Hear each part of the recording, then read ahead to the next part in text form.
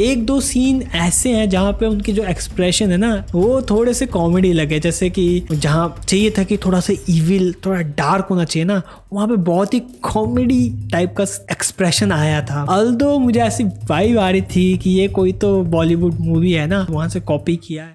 नमस्ते everyone, this is Ashish and welcome back to my YouTube channel. So guys, अभी recently मैंने एक Nepali film का गाना सुना from the movie Ramayan and trust me guys, बहुत ही क्रेजी सॉन्ग था। लेकिन इसका जो टाइटल है ना रामायण, वो बहुत इंटरेस्टिंग लगा मुझे। I mean, हमने रामायण सुना है, व्हाट इज दिस रामायण? सो भाई यही क्यूरियोसिटी को मिटाने के लिए मैंने सोचा चलो यार मैं गाना देखता हूँ, और मैंने गाना देखता ही चला गया। एंड देन आई रियलाइज कि भाई इस गाने में रावण को ग्लोरीफाई किया गया है with Paul Shah character. I mean simple भाषा में बताया जाए तो भाई जो पॉल शाह है वो एक इविल डार्क और गुस्से वाला पर्सन का रोल अदा करने वाले हैं, इसीलिए इस मूवी का नाम रखा है रामायण, जिसके लिए मैं मेकर्स को हेड्स ऑफ करना चाहता हूँ। भाई बहुत ही दिमाग लगाया है रामायण, नाइसली डन ब्रो। आपने रामायण सुनी है, आप रामायण सुनो from this movie.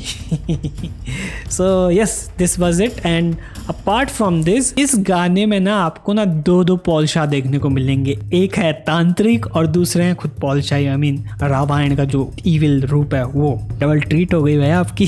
And the other thing is, इसमें आपको फिर देखने को मिलेंगे जैसे कि बड़ा सा शिवलिंग हो गया, त्रिशूल हो गया, ढोल हो गए, बैकग्राउंड डांसर हो गए, सबने जी जान लगा दी इस सॉन्ग को बेटर बनाने के लिए अपनी परफॉर्मेंस से। एंड भाई साहब बहुत ही अच्छा काम किया सबने मिलके, इंक्लूडिंग पॉल शाह। भाई इसमें पूजा शर्मा भी है। हैं?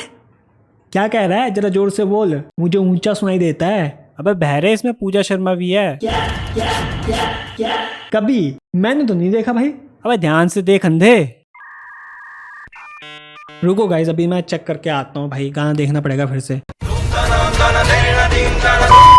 ओके, माय बैड भाई साहब, इसमें पूजा शर्मा भी है, लेकिन इनसे ज्यादा एक्सप्रेशन तो इनके प्रोडक्शन हाउस के लोगों में था भाई। See, I don't have any problem with Pooja Sharma, क्योंकि मैंने अभी तक इनका काम देखा नहीं था बिफोर दिस सॉन्ग, और अब सॉन्ग देखने के बाद मैं कह सकता हूँ कि भाई निकिता श्रेष्ठा हैज बेटर एक्सप्रेशन देन हर। चलो एक्सप्रेशन की बात छोड़ दो bro, she can't even dance. ऐसा लग रहा था कि भाई जबरदस्ती डांस करवाया जा रहा है इससे। This could have been done better अगर इनकी जगह कोई और एक्ट्रेस होती है यहाँ पे, लेकिन अब इनका प्रोडक्शन हाउस है तो चलेगी भी तो इनकी। हिंदी में एक कहावत है, शेर है, जो कहना है कह लो, जिसकी लाठी उसकी भैंस, समझ रहे हो ना? बस यही चल रहा है यहाँ पे। चलो गाइज, बहुत ट्रोल कर दिया पूजा जी को। I am really sorry Pooja ji if I offended you, but ये मेरा काम था to speak fairly. I could be wrong here, after all I am also human ना। सो गाइज, अब मैं बताने जा रहा हूँ कि मुझे इस गाने में क्या चीजें पसंद आई। जैसे कि पहली चीज, जब मुझे पता चली कि भाई ये गाना जो है ना एक इंडियन सिंगर ने गाया, तो भाई मैं तो विश्वास ही नहीं कर पाया। भाई I was shocked to know that and yes, ये गाना इंडियन सिंगर ने गाया है, उसका नाम है Nakash Aziz and he is a big name in Bollywood. बहुत ही ब्लॉकबस्टर सॉन्ग्स दिए हैं अभी बॉलीवुड में। देखो 60s, 70s, 80s और लगभग 90s तक तो ये आम बात थी कि कोई इंडियन सिंगर नेपाली मूवी या नेपाली गाना गा रहा है। उस टाइम पे ये नॉर्मल था, लेकिन अब it's not normal. So after ages we have got to see an Indian singer singing in a Nepali movie, वो भी नेपाली भाषा में। So it was interesting and to be honest with you, he nailed it। भाई मुझे कहीं पे भी ऐसा लगा नहीं कि भाई ये किसी इंडियन आर्टिस्ट ने गाना गाया हो। दूसरी चीज इस गाने में मुझे लगी भाई साहब, वो थी इसकी कोरियोग्राफी। भाई साहब क्या अमेजिंग कोरियोग्राफी थी। एंड द हुक स्टेप,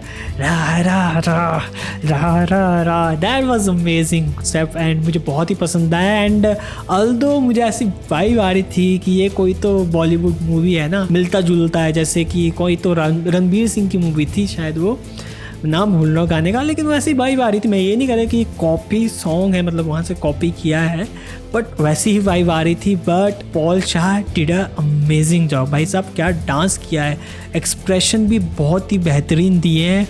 हाँ, एक दो सीन ऐसे हैं जहाँ पे उनके जो एक्सप्रेशन है ना वो थोड़े से कॉमेडी लगे, जैसे कि जहाँ चाहिए था कि थोड़ा सा इविल थोड़ा डार्क होना चाहिए ना, वहाँ पे बहुत ही कॉमेडी टाइप का एक्सप्रेशन आया था। मुझे लगा ऐसा, तो मैं तो उस एक्सप्रेशन में मैं हंस भी दिया था भाई, सही बता रहा हूँ, मुझे हंसी आ गई थी उस एक्सप्रेशन में।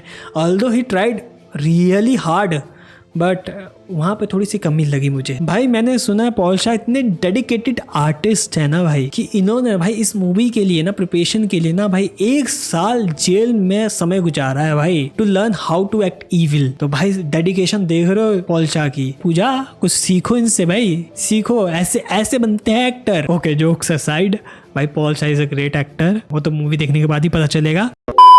तीसरी चीज मुझे इस गाने की लगी, जो आउटफिट भाई साहब, जो आउटफिट डिज़ाइन की थी ना, जिसने भी डिज़ाइन थी, कॉस्ट्यूम डिज़ाइनर थी पॉल शाह की, उसने बहुत ही अच्छी जॉब करी है भाई। बहुत ही अच्छा आउटफिट था, बहुत ही मतलब अच्छी तरह से ब्लेंड हुआ इस गाने में। एंड एक चीज़ और मैं कहना चाहता हूँ आर्ट डायरेक्टर्स के लिए, जो आर्ट डायरेक्टर जो ये जो चीज़ें रखते हैं ना, जो आपने बड़ा सा शिवलिंग देखा है एंड ये सारे ढोल्स वगैरह, ये सारा जो सेटअप होता है ना, सारा आर्ट डायरेक्टर देखता है।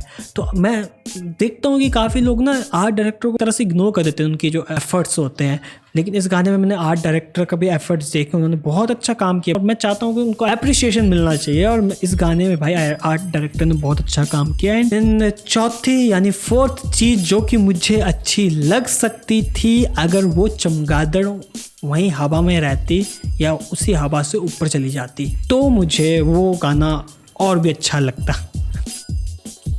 भाई साहब ये पूजा शर्मा के पंखे मेरी जान ले लेंगे भाई साहब, चीन टपाक टपडम। ओके गाइस, सो ये थी मेरी प्रतिक्रिया इस सॉन्ग के ऊपर।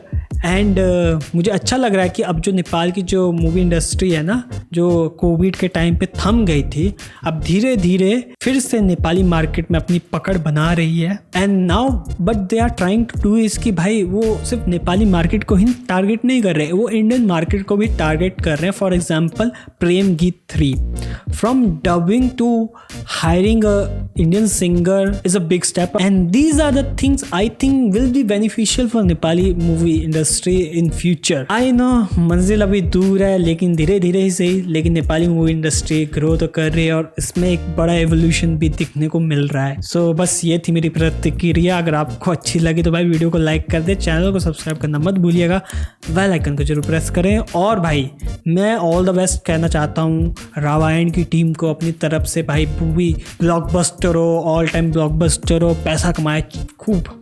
और रिलीज़ कब हो रही है मैं एक मिनट देख लेता हूँ, ये चीज़ मैंने देखी नहीं है, रिलीज़ कब हो रही है। भद्र 21 2081 को मूवी रिलीज़ हो रही है। इंग्लिश डेट में बताया जाए तो 21 सितंबर। So go with your family and watch this movie and let's rock it.